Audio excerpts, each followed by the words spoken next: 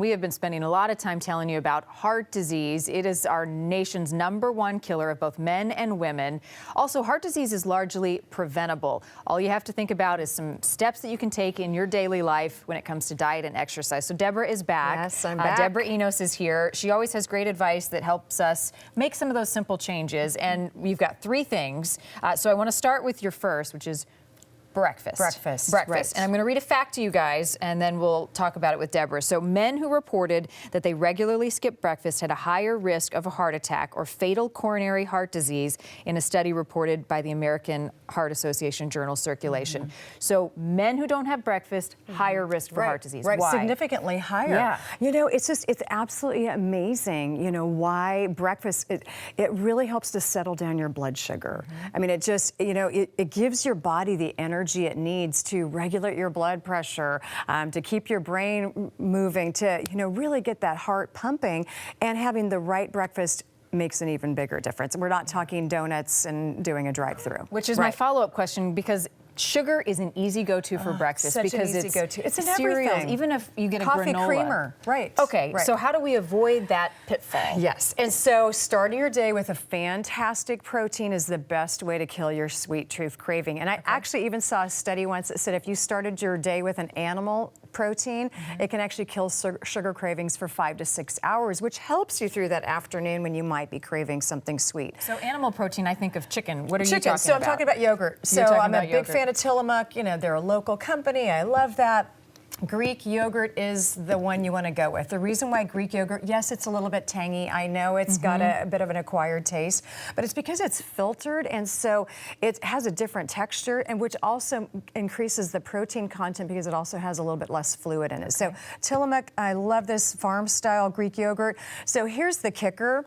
We're adding blueberries. Research has shown that specifically the berry family Mediterranean diet can help to drop heart disease risk 30%. Blueberries. You had a name for blueberries. You told me I call them brainberries. Brainberries. Yeah, they're also, I mean, you know, what isn't it good for? It's absolutely amazing. So almonds, so wonderful, another way to boost the protein content, but also the plant sterols that are in those also has been shown to be really helpful in the battle against heart disease and really increasing, you know, helping your body to be strong against it. That's good. So you're getting your sugars from your berries. Right. I like that. Berries don't have to be fresh. They're very expensive fresh. So, you know, I got the big frozen at Costco. It works. It does. works. Okay, so tip number 1, start with breakfast. Yes. Advice number 2 is beans. Add more beans to our diet. And I did not grow up eating beans or lentils. It just wasn't a big deal. So here's the thing with beans. It's a fantastic hit of fiber. So it is about 15 grams of fiber per serving. Very low calorie and high protein.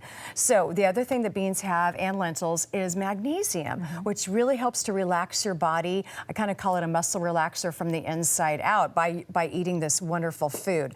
So most of us don't cook our own beans, but you certainly can. I love that. But if you can't, just buy the canned beans. I'm perfectly fine with it. You can also see this is an S&W, 50% lower sodium, which gets at the American Heart Association approval. Which is Look really, for that label. Yes, American Heart Association label. That label's on a lot of things. It is. And does it matter what kind of beans you're having? It really, most of the research I've read is actually on black beans, but you know, at this point, just any beans you can get in. And I know that people are maybe a little bit intimidated by the bean.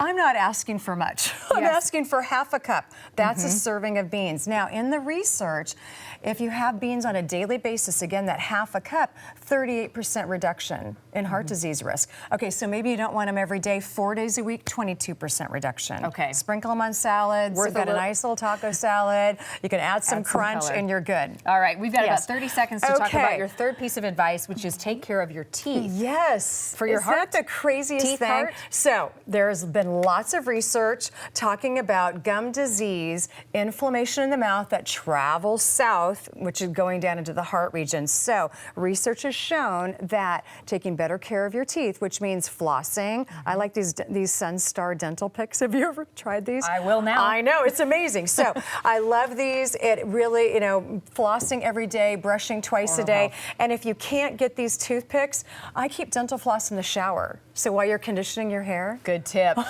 Good tip. All right, I'm going to use that one. Breakfast, beans, oral health. It's great advice for a healthy heart. Thanks, Deborah. Always good to see you. David and Walter, back over to you guys. Yeah, you could just